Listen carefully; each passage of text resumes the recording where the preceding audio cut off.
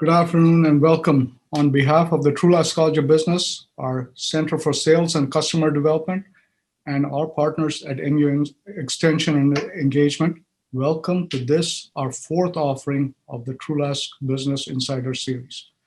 I'm Ajay Vinze, and it is my pleasure and privilege to serve as Dean of the Robert J. Trulaske Senior College of Business. Today's session is an excellent one. It's moderated by Professor Detalina Marinova. Professor Marinova is our Sam Walton Distinguished Professor in Marketing in the Trulaske College of Business, and she's a nationally and internationally known scholar. Professor Marinova's research has a natural bent and relevance to practice, so it makes it very timely and appropriate for this conversation. The discussion today focuses on selling remotely in the digital age. As our colleagues in the marketing department often remind me, sales is at the very heart of business, as it defines the top line, without which there is no bottom line. The sales and implications therefrom are, however, changing. In today's webinar, an outstanding group of panelists will explore this topic, and I look forward to an engaging conversation. So without further ado, I would like to turn things over to Professor Marinova. Thank you, Dean Vinze, and welcome to all of you present for today's Business Insider webinar titled Selling Remotely in the Digital Age. During today's webinar, I would like to first briefly share insights from my research regarding the effectiveness of sales tactics in remote and digital channels. And then I will turn to a panel of industry experts who will comment and tell us about their experiences, challenges, and perspectives with selling in the digital environment, including the use of different tools and technologies. And then we will close with a brief Q&A from participants. So to get us started, I would like to first introduce my distinguished panelists. I have here with me Daryl Beckett, who is the Divisional Senior Vice President with Blue Cross Blue Shield. I also have Alex Jones, who is the Associate Vice President of Sales with AT&T Business. I also have Logan Meyer, Regional Vice President with Nationwide Financial. And last but not least, I have Dr. Wayne Keene, who is the director of our Center for Sales and Customer Development at the University of Missouri. So with that said, I am gonna get us started with my brief research introduction. Due to the rise of COVID, most of us have started to rely on online meetings, digital communications, and phone conversations to get our work done. And this swift shift in communication channels is putting many salespeople in uncharted territories. So what sales tactics work and what sales strategies don't work in this environment? I would like to share two different sets of research findings that may illuminate this issue. And the first one has to do with using electronic or digital channels for business-to-business selling. And the second one has to do with conducting lead calls remotely over the phone. So a recent McKinsey report, which was released a few weeks ago, noted that 75% of B2B decision makers prefer remote or digital interactions in the post-COVID environment. And in fact, according to their data, only 13% of companies employ traditional in-person selling. And even before COVID, we know that many organizations have reported that there is a substantial increase in email negotiations in the last decade with the rise of technologies, and that most clients report that 60 to 70% of the sales cycle is complete before the buyer and seller meet face-to-face extensively. And I wanted to study this. I acquired thousands of email exchanges between business buyers and salespeople. And I analyzed them using machine learning tools and advanced technologies to see what specific sales tactics that salespeople can employ work in this environment. And one of my key findings is that due to the lean queues in this textual exchange, this digital exchange, managing the customer attention is critical. And what is customer attention? So it's the degree to which the customer displays this heightened behavioral response to salespeople's emails. And in their emails, we can see enhanced use of instrumental words to convey actions, positive and negative words, and also time-related words. So how can we lift customer attention?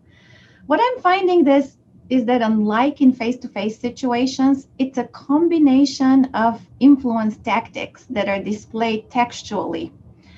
And it's also specific combination. The first combination that really works are the compliance-based tactics, which are either use of promises, such as the salesperson committing to an action, or suggesting an action on the part of the customer, which is assertiveness.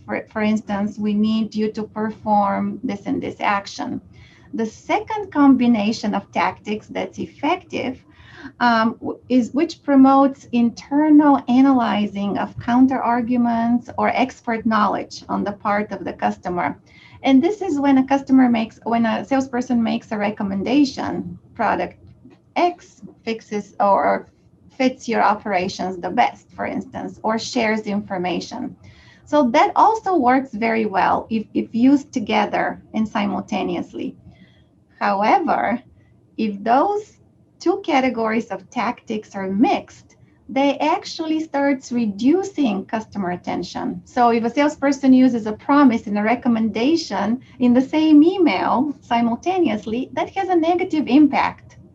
And in my data, it's about a 30% reduction in customer attention. So, and that's to be contrasted with a 15% increase in attention if you use either compliance or internalization together.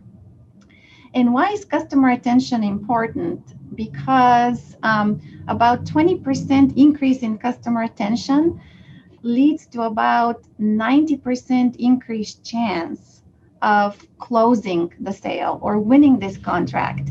And in the data set that I have with the B2B transaction, that translated on average to $37 million. So it's substantial. And let me quickly share kind of a different set of insights. So this, what I just shared, had to do with textual exchange in sales. This one is different. It uses or it investigates the use of the voice of the salesperson. So the voice has a verbal content and a vocal content. So it is what I say, the content of what I say, and how I say it. And I worked with a Fortune 500 company by acquiring all of their lead calls. Those are on the phone or using Zoom with the audio features of Zoom to conduct lead calls. And I'll share with you what I found. So there are two elements to it, the verbal content and the nonverbal, which is the use of the voice, right? In terms of the verbal content, there are two categories of verbal tactics that seem to be super effective in this remote selling approach.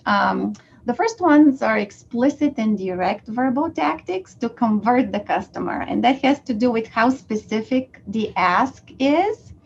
And also in terms of how effective the salesperson is communicating value. So that's the content of what's being said. The second category of tactics, those are the indirect or the subtle tactics that are aimed to enhance the affiliation with the customer. So the expressions of relating knowledge, how well I know you as a customer, and also how tailored the customer inquiries are on the part of the salesperson. So that's perhaps less surprising and probably more intuitive and translatable to face-to-face. But what is more interesting is the nonverbal tactics that seem to be effective. And there are two categories. The first one I call vocal affability, how friendly you appear through the use of your voice. And what is that? Well, it has two elements. The pitch variability. So that's some people have high versus low pitch, right, in relating content. Well, varying pitch, according to my research, leads to perception of friendlier salesperson. And the same has to do with loudness of voice or the intensity of your voice. If you vary that also increases the vocal affability. The second dimension is about vocal confidence. Again, that has nothing to do with the content, but how content is being said. Speech rate. Speakers viewed as more confident when the speech is more fast. And the same has to do with, the same pertains to pitch. Low pitch voices express competence, whereas high pitched voices signal nervousness and deception. So to put it all together, I'm finding that cues or use of verbal content to convert the customer combined with the vocal confidence. So that has to do with the fast speech rate and also with the low pitch works the best. And cues that connect with the customer, the verbal content to connect with the customer, and sounding friendly or affable based on variation of pitch and variation of loudness works the best. So with that, with these quick summaries of my findings, I would like to turn it over to my expert panel, who is wrestling with remote and with digital sales. And I would like to see their experiences and their reactions to the challenges in this post-COVID area or era, so to speak. So first, I would like to turn to Daryl Beckett and ask him if he could share his experiences with selling in remote environments and also his reactions. Well, thank you very much, Stedelina, and thanks for having me on the Trulaske Business Insider today. It's my pleasure. It certainly is a different time today that we try to run our businesses in post-COVID. So what I wanted to do is I'll talk a little bit about our business model, a little bit about our distribution structure, and that'll set the stage for some of the challenges that we've encountered and how we've kind of overcome those challenges. So here's the landscape of Blue Cross Blue Shield of Texas. I'm going to be talking that we have a B2C channel, which is our products to individual consumers. And we also have a very large B2B channel, which is what I'm going to spend time on today. And we work with companies of all sizes, large and small. These are a few of our customers, the logos to the right. And they all have very different needs and very different goals and objectives as they purchase healthcare benefits for their employees. We also have a pretty unique distribution channel, and that is these customers, almost probably 99% of all employers, large and small, use what we call a trusted advisor.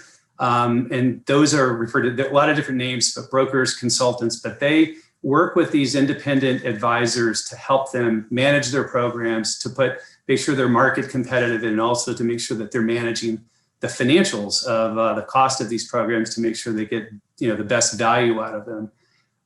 As far as decision makers, it's really interesting when you've seen one group and their decision-making process, you kind of see one group. They vary quite a bit, but we work a lot with chief human resource officers, chief financial officers, and other benefit specialists at the employer. Most of the time, there is a benefit committee that ultimately the recommendations for any changes get to and are usually approved by a committee. And there are a lot of different types of people on those committees. And then The buying cycle varies quite a bit from short buying cycle, the smaller the employer typically makes decisions pretty quickly, to the larger employers. Sometimes it can be a multi-year decision process. This is I won't spend a lot of time on the sales process, but this will give you a little bit of insight. One thing my teams don't do is they don't have to dig up leads. They don't have to do lead generation. It's pretty unique in that advisor is really who we spend a lot of time with, the broker consultant, because they have a suite of clients that they work with, that they're hired and they work with on a regular basis. And from time to time, those clients want to see competitive bids in the marketplace. So we're constantly getting requests for proposals from those consultants.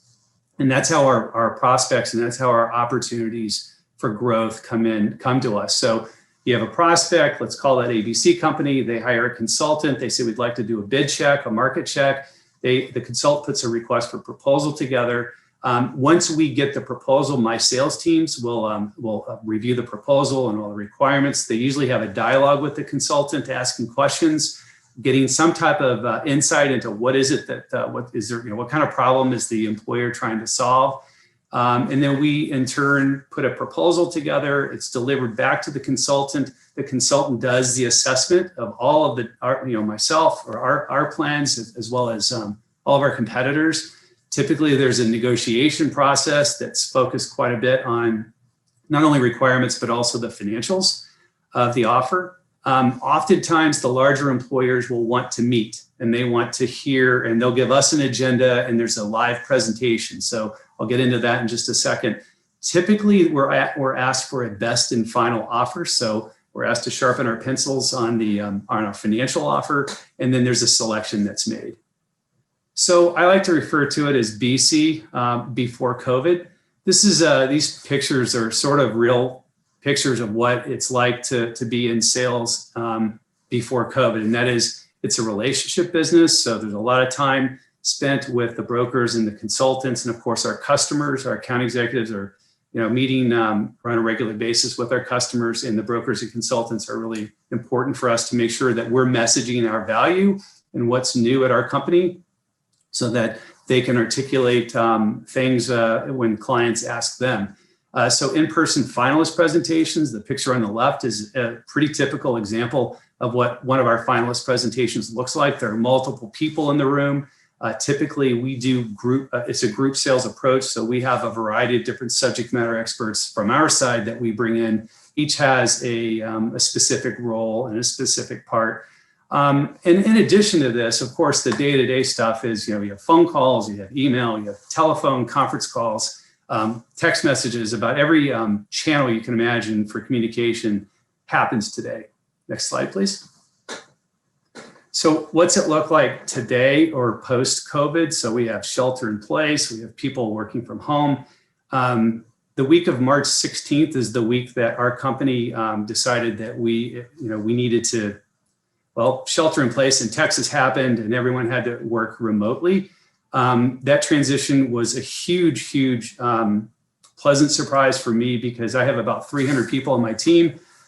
Everybody except for 2 or 3 had already worked from home, remote laptop connections. So it really wasn't a challenge. And those 2 or 3 people, we got them taken care of. So that flip to remote work was pretty easy. One thing that we realized fairly quickly was that our company decided, because of the bandwidth of our VPN and all the internet pipes behind the use of remote connections, that we should not use video if we didn't need to.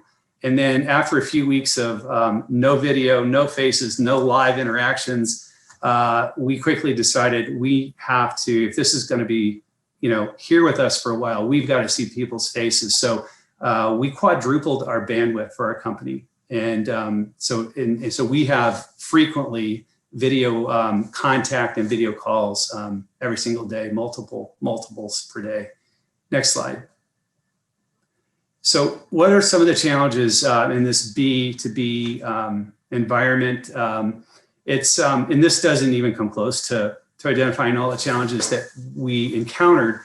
But I think these are pretty good. And first off, if anyone is, if you're in an environment where you're used to meeting people face to face, having presentations and serious, decision type meetings face to face, you're used to, you walk into the room and first thing you do is shake hands with people. You introduce yourself. Sometimes you know them. You talk about the kids. You talk about summer vacations. But there's 5 or 10 minutes at every meeting where there's a little bit of that dialogue, and it's something that you can't do now. And so when you move to a video environment, that's much harder to do, and you have to be a little bit more disciplined and deliberate about it.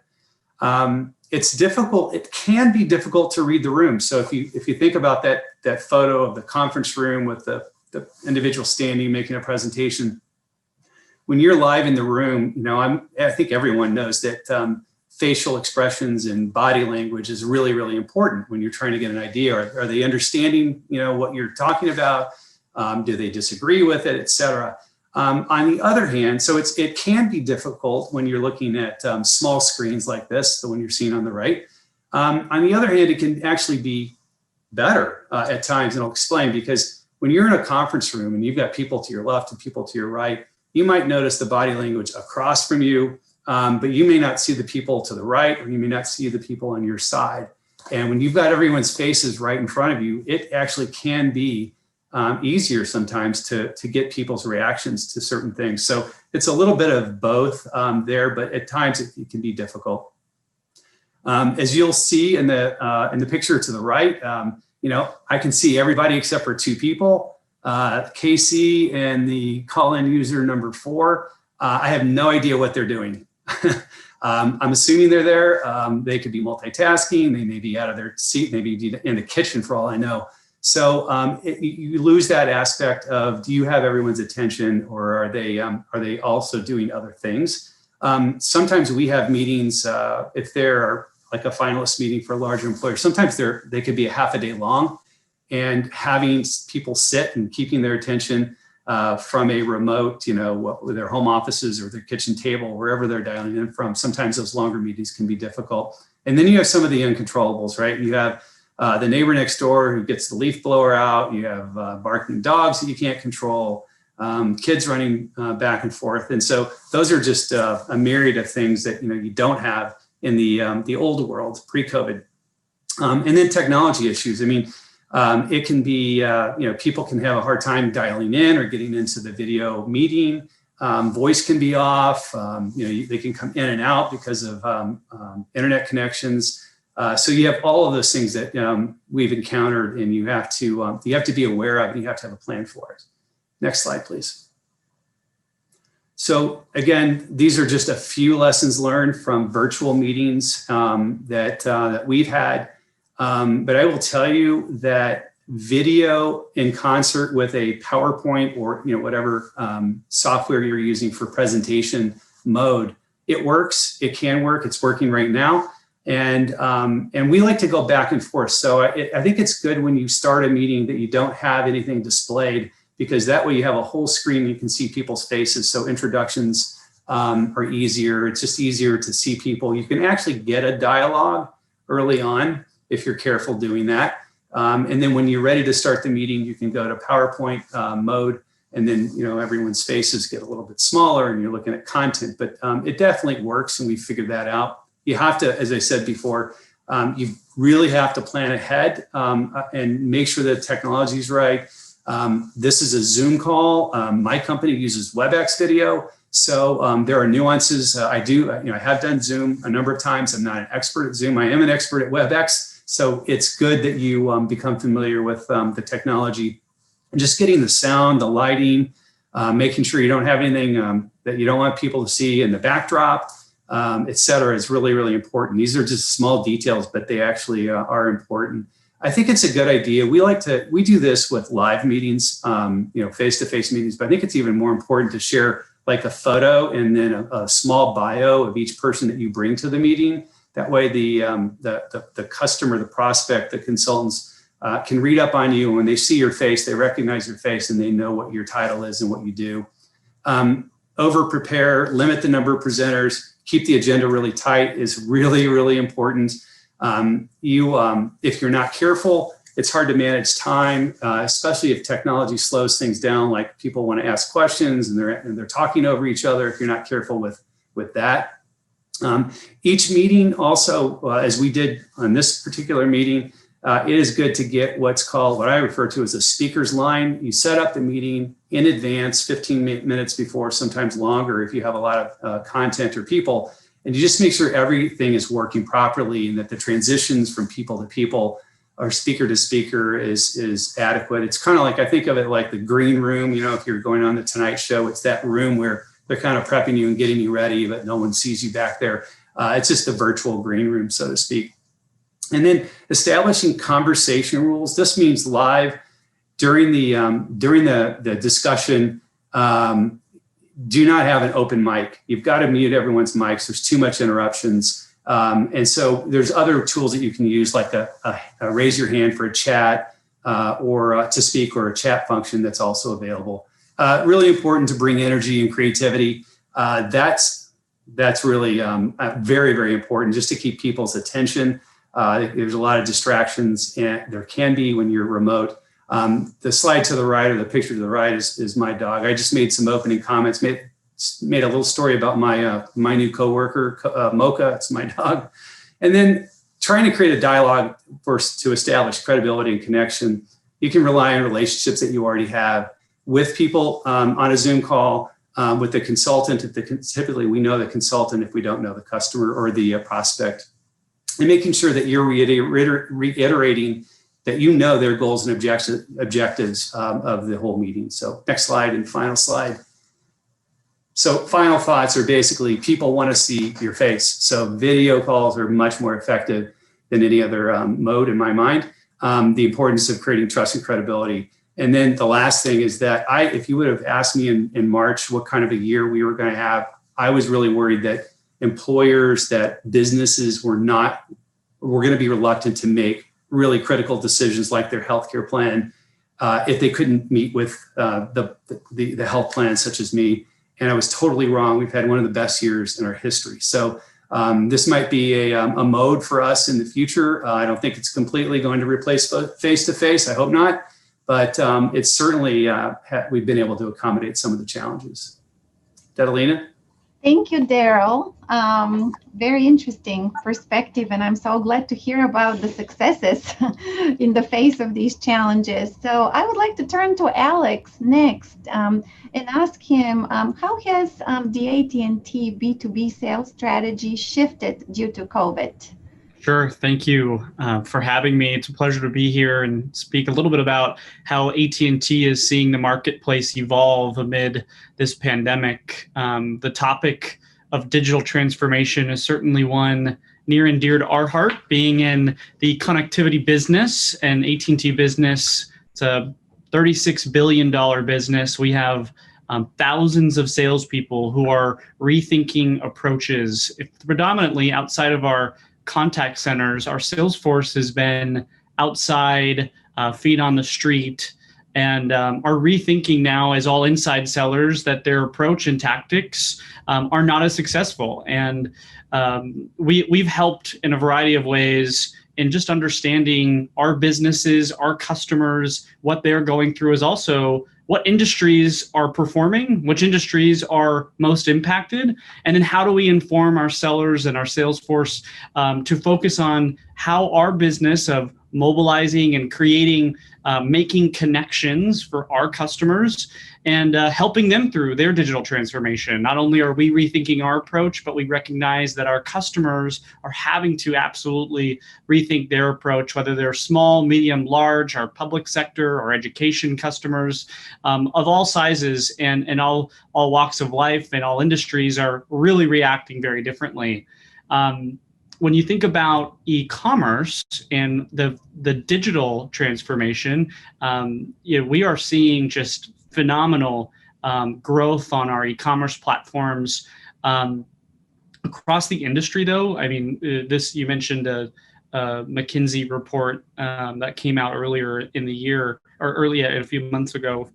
10 years of growth in digital traffic in the past 3 months. It's up about 52% e-commerce overall since the beginning of the year.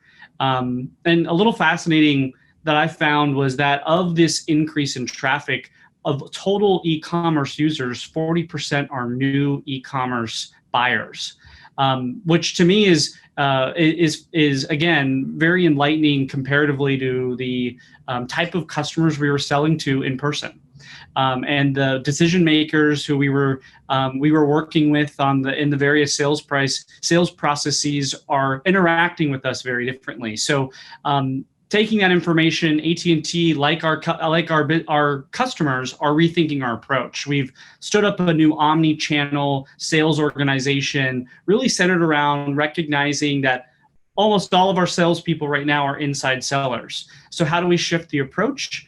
Luckily, we have invested in some really phenomenal sales tooling that has accelerated our ability to not only react, but pivot our approach and leverage insights to help inform who we target and how we target them, but also understanding who our customers are and how they want to interact with us. It used to be that we were knocking on doors and educating customers that fiber is now lit up in their building and we can help increase their bandwidth. I heard Daryl mention earlier, bandwidth is increasing. Those are music to my ears as a connectivity supplier. But that used to be an in-person interaction, and so our digital marketing tactics are driving more customers to our digital assets is critical more than ever. And then it's on us then to capitalize on that traffic more so than we ever have in the past. And so we're doing so by creating more channels of communication, whether that be via chat, whether that be via asking if you're a customer, browsing our pages online and enabling them to request a salesperson to call them back on their schedule, not wait in line and have to call into an 800 number. However, that was an option as well, should you want to talk to someone right then and there. And again, it's all about creating optionality and broadening the means by which we're able to communicate with our customers, now knowing that the landscape has changed quite dramatically. I mentioned we're supplying our sales force with insights. When it comes to verticals and industries that we're seeing really significant growth from an AT&T perspective, my channel is predominantly down in the small and medium-sized business segment, and it's been really fascinating to see that our number one growth industry has been the real estate industry amid this. We've also seen significant growth in insurance and managed services. And then obviously the obvious one would be telehealth and medical services, and the ability for us to help connectivity and provide our medical industry with not only the connectivity, but also the platforms in which to provide medicine and guidance remotely. On the opposite side of the spectrum, there are quite a bit of industries that we've seen unfortunate downturn in, and the most obvious is the hospitality and restaurant industries that are certainly feeling the brunt of this the most.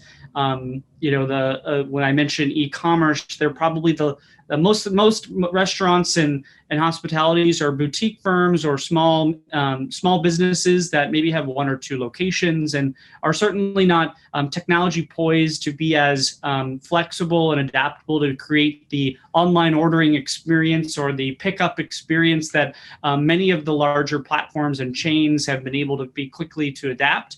And so there's a lot of from a technology perspective opportunity there, but at the same time, the cash flow is certainly challenged, and those businesses are really going to be pressed to not only keep their doors open, but then invest. The transportation industry, as well as many educational services industries who are in-person brick and mortar like platforms have been very impacted. And so taking all this information, informing our sales force from campaigns as well as lead distribution is really important. And then, mentioned earlier on then, and now that we understand that we're selling in this remote environment, how do we use those best practices of what works relative to my ears were perking literally with the pitch discussion, because we now have tooling that AT&T has invested in to inform our sales management coaches on, what salespeople are are the most friendliest, and perhaps using the right vernacular in their remote selling, so that we can coach to that more effectively than, having a sales managers. There's one thing to be able to have the access to recordings of calls, but you could spend multiple hours all day, all week listening to calls to coach to. And so leveraging AI and machine learning to help us identify the right calls to coach to for positive reinforcement, but also for opportunity areas to improve conversion as well as call quality. So you leverage what we've done to open up our distribution and communicate to our customers in new ways. Our pivot to accelerate this understanding of all sellers are remote and inside sellers right now. So how do we enable them with tooling and insights to make them more successful? When you think about sales enablement, it is probably the number one investment area for me right now, and what we can do to support our sellers, from CRM, +1 type of insights and data technology, to then think about how we reach our customers in more than one way.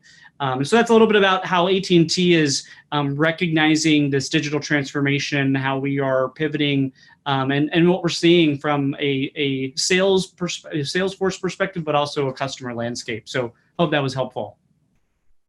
Thank you very much, Alex. Yes, very interesting perspective, and thank you for sharing it. And I would like to turn to Logan now and ask him, Logan, what is your perspective on all of this as it relates to Nationwide, and also to your own personal story in the sales world? Yeah, no, I'd love to share, and thank you for having us on. I'm Logan Meyer with Nationwide. What I do is I lead our 401k sales in Missouri, Kansas, and Oklahoma, based here out of Kansas City locally. And what I wanted to first do is just share a little bit about my story and how that involves Nationwide and Mizzou and how that all kind of came together. And then I'll go in and talk a little bit more about what Nationwide's doing on the technology front and really where we're at with this year being so different than previous years. But back when I was at Mizzou in between my junior and senior year, I was looking for an internship, right? And working with, the career fair, I was introduced to Nationwide. And, Wayne Keynes had a great relationship with Nationwide going back to the sales development for a long time. And then John Carter, another Mizzou alumni that heads up our Nationwide Financial, has also been really involved in the alumni program and getting back and really just prioritizing to recruit out of Mizzou. So I would have never been, introduced to Nationwide if there wasn't that alumni involvement. And really what that's led to is I look back at my career and kind of the quick success that I had early on, I put back to all just being within that alumni involvement program. So I would say to anybody here on the call today, I challenge you or encourage you to make sure you're getting involved with Mizzou just to give back, because especially with what's going on, I think in the current environment, I think about the students at Mizzou right now, it's going to be a challenging marketplace to go out and find jobs after you graduate. So try to get involved if you're doing it. And if you already are, stay involved, because I've kind of seen that through the 6 years since I've been out of Mizzou. But with that, I'd like to kind of talk a little bit more about the technology and what we're doing over at Nationwide. And then really what I've seen in the field, being out in the field in previous years, running a lot of in-person meetings. What I do on the 401k side is really similar to what Daryl was explaining when he talked about their sales process. It's pretty much the same thing, but just think financial services and the 401k side of it.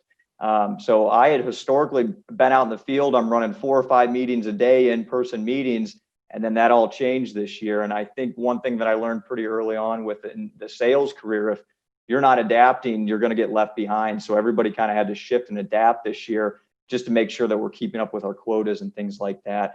So some of the things that, Nationwide's doing, a big thing that we talk about is being technology enabled, but people connected.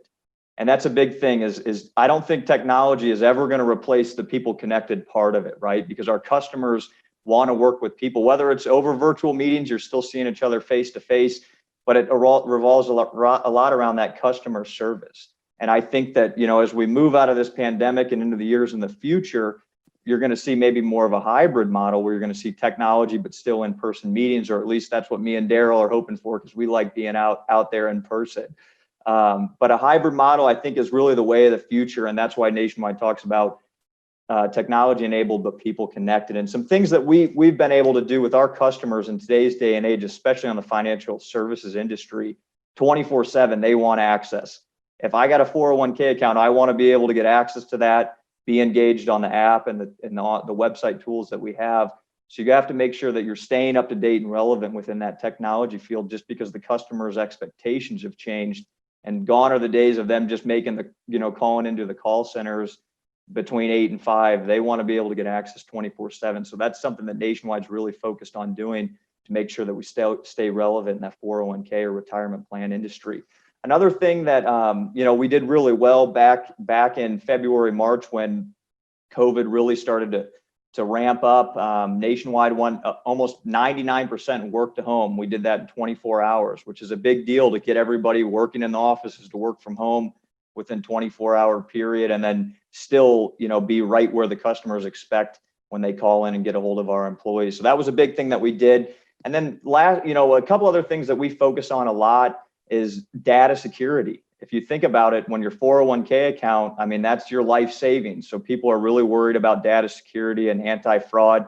So those anti-fraud programs that we've run, we've just continued to put resources into that to make sure that we're not having any distributions go out the back door from some fraudsters. So that anti-fraud has been a big conversation that we've talked about more this year than we ever really have now, because everybody's working from home. There's some concerns around that, just to make sure that everything's secure.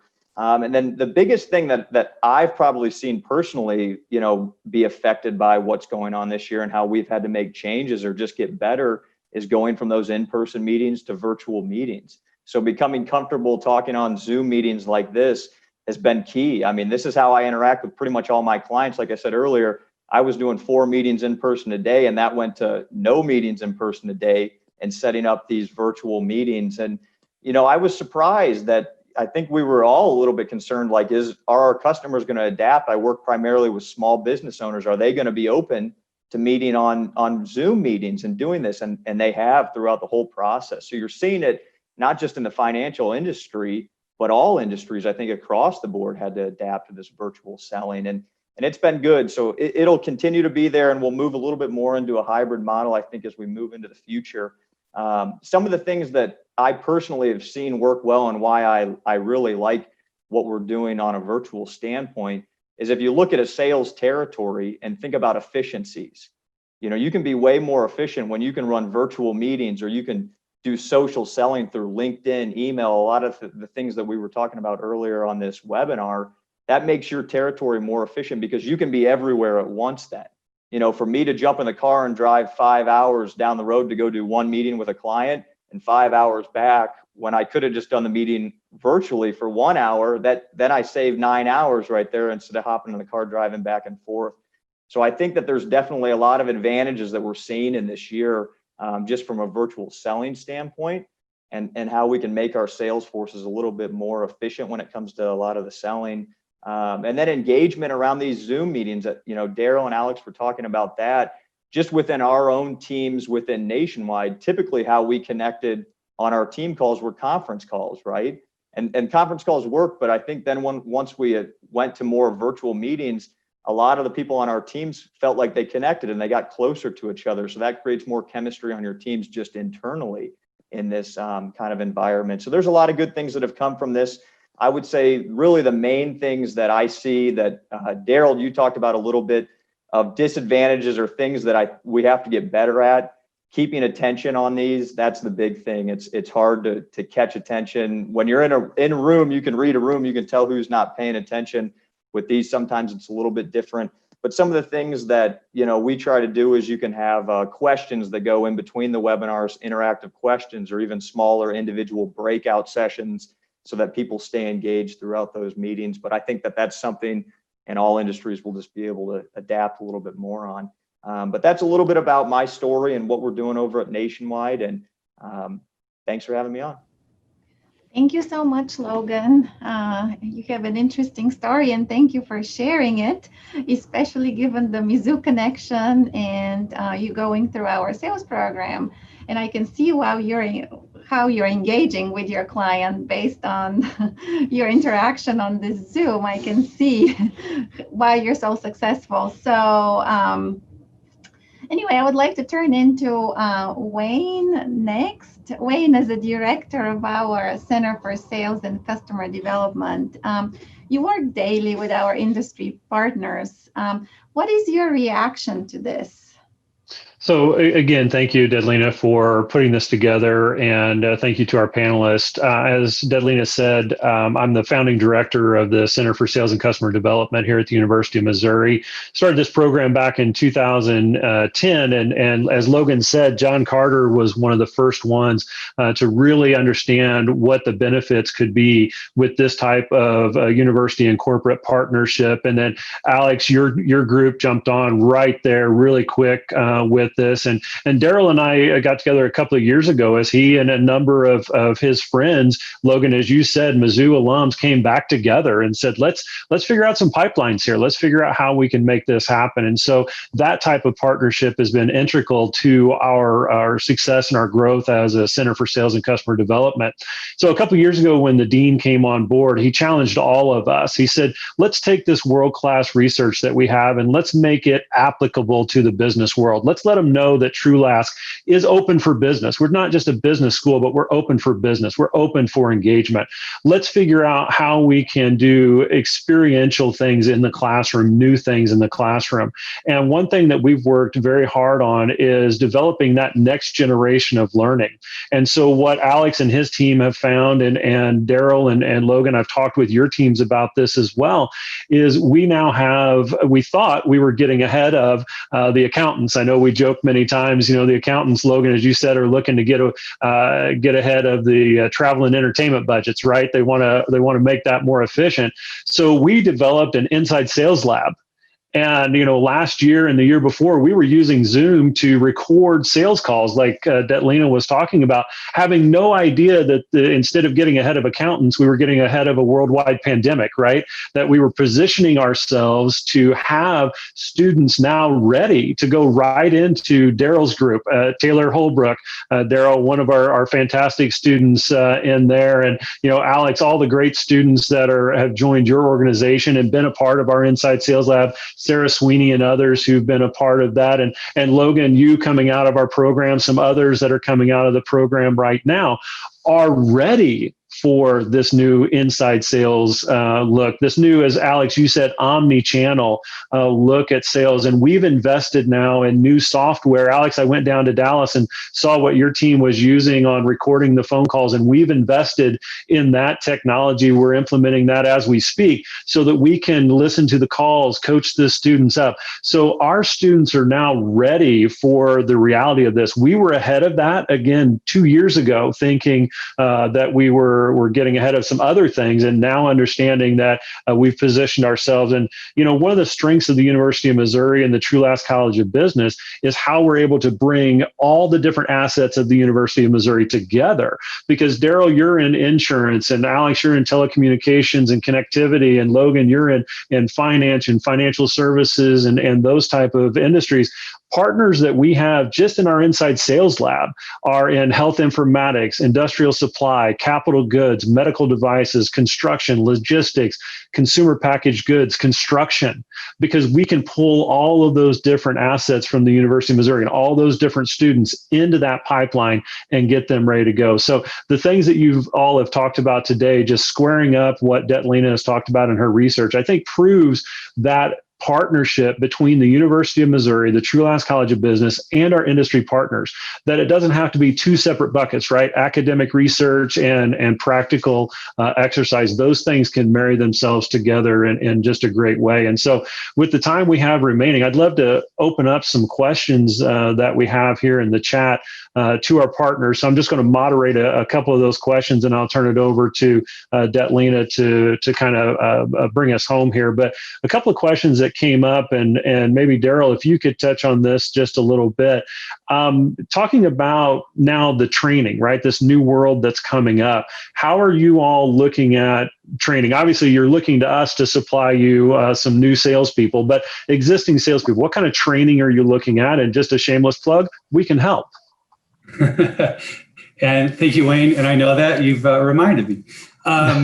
No, that's a great question. I mean, I remember, being a senior at Mizzou, interviewing, And that's one of the most important questions you can ask, because that can catapult your career, or it can stymie your career when you get your first job, and how ready you are to really accelerate.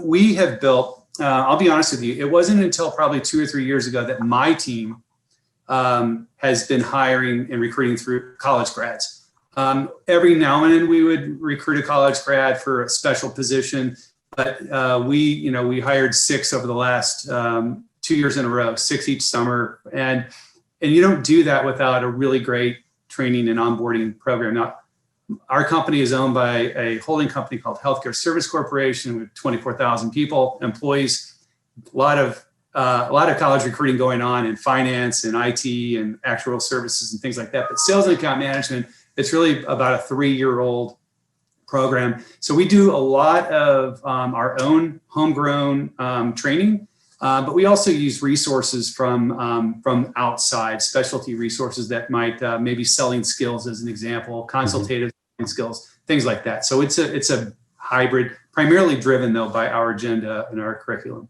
Okay, great. Thank you, Daryl. Now, Logan, for nationwide, when we look at staffing and recruiting in this new world, right? How has that changed? What do you see the plans for 2021 and maybe a few years beyond? Yeah, no, staffing and recruiting, it's still growth mode at Nationwide, and we always need more students coming in. Kind of the process I went in is you go through all the training programs, you get your securities licensed, and really what it did is the great thing is it opened my eyes, right, to when you're a student in school and you maybe study finance or marketing, you don't fully know where you're going to go specifically, and just getting into a training program like we were just talking about, that gives you a better idea and maybe a path that you want to go down. And I know that the internship programs, we were doing virtual ones kind of this summer, which was an odd year, and that made it a little bit tougher to do. But I know that we're in hopes that we'll be able to get back into the office by next summer and have the internship program up and running just how it was in previous years. Okay, great. Now, Alex, for you, in this new digital selling environment, so, again, I've been down to your offices. I've seen, all the great things going on, all the recording of calls and that. What are some of the most important skills a sales rep should have? And has that ranking kind of changed now in this environment, or is it just kind of intensified?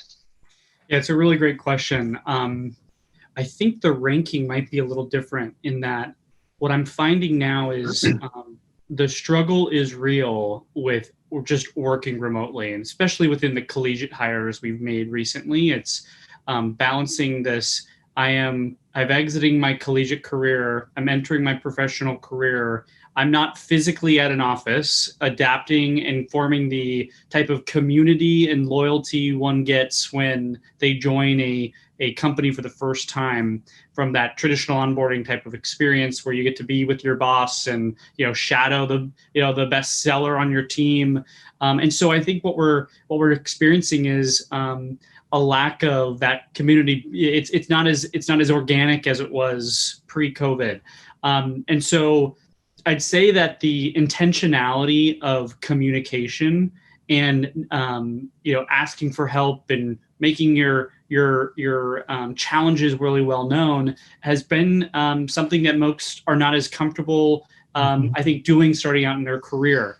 And so I think that intentional communication and direct ask for help or ask for additional information is really critical. And I think I kind of stem it back into this broader topic of communication skills, because I think the more we can communicate what's going on and where I need help, the better we'll be. And we might not experience this. So when I'm looking now in the future of who we'll bring in, it's how great are they at being able to communicate? Are they really steadfast in selling? And if so, can they do it from anywhere? Because again, I think it's tough to be cold calling in your high school bedroom with mom and dad hanging around. They're just not mentally where they were, and so we're just having to adapt to that. Well, that's great insight there. Now, Daryl, kind of going off of that just a little bit, how have you seen some of your more seasoned folks deal with some of the issues that Alex raised? I mean, he raises great points on, you have to be deliberate. I mean, as much, when you get to management, one of the first things they tell you is communicate. It's like, real estate, right? Location. So, but it actually opens the door it's like a perfect excuse to do more communication with your people.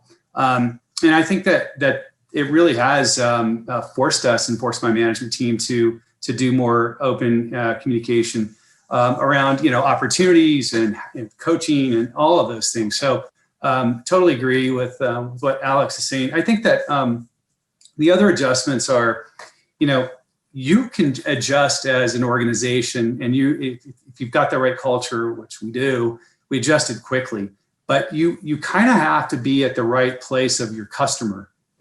They're all adjusting in different speeds. Maybe they don't want to meet with you on video. Maybe they just want to do email. Maybe it's just a phone call, et cetera. So as much as we feel like, let's take advantage of all the technology that we have. Sometimes you have to be cognizant of who you're working with and what their preferences are. No, that's a great point. And Alex kind of mentioned that a few minutes ago with the restaurants and hotel and that. So I'm going to come back around to Alex just in a minute to kind of finish us off. But Logan, kind of picking up on that, how has Nationwide seen its customers adapt to this situation, and what are they asking for in terms of some of the skill sets that Detlina brought up and in this discussion? Yeah, no, I would kind of say what Daryl was just saying. It's all dependent. Every customer is a little bit different. We say that most of them have adapted and gone into this virtual setting, but a lot of them haven't. I mean, a lot of them were still writing handwritten letters to and sending them in the mail. So you just as a salesperson have to understand your customer more than anything. But I think what we're doing, going back to what Alex was talking about with the new employees coming in, is one thing that they're doing is they're doing virtual meetings every day with those teams, those entry level teams, with everybody's face on there. And I think that brings back that engagement, because not being in an office is a big thing that, you might be missing out on a little bit because you don't have that engagement in the office. So trying to create that in some sort of way is really what we're trying to do on that. But from the customer standpoint, it goes back to kind of my comments of 24/7 access and going, and you got to have the apps, you got to have the website, and they can't just be tools where you log in and see your account balance for a 401k plan. There has to be tools that are specific on those websites that maybe paint a bigger retirement picture that they can go in and utilize, that's going to just get them more involved in it. And that's really where the push has been from a website and app standpoint for us. Okay, great. Now, Alex, just to kind of finish up this thought, and I'll give you a big challenge here in like a minute. What kind of insights are you finding out of this omni-channel approach that you all are taking that maybe you could share with us and we could take away as Detlina kind of finish these things off for us? Yeah, I think just efficiency within the Salesforce performance has been an insight and trend we're seeing. Logan mentioned earlier, the windshield time is way down. We can touch more customers. We can prime them up and have more higher quality type of engagements. And then on the customer side coming in, we are seeing just such significant conversion on our chat platforms, which is not a vehicle that I would have probably traditionally, for the services that we sell, we were not transacting, dedicated managed internet connectivities, multi-line mobility deals via chat. And it's just this comfortability, I think, that we're seeing the evolution of customer comfortability on digital buying. That has probably been one of the largest ahas for me throughout all of this. And we will continue to look for new and more ways to drive customers to our digital teams. And then from an omni-channel perspective, be very open to however customers want to engage with us. And thank you very much, Alex, Logan, Daryl, and Wayne, for participating in today's webinar. We are out of time, but I would like to finish with a positive thought. I really like hearing how all of you have seen advantages, not just disadvantages, in this post-COVID area, and how you have used resources creatively to adjust and even improve your sales and engagement. Thank you very much, and thank you for all the attendees of today's webinar. And stay safe and keep a positive outlook.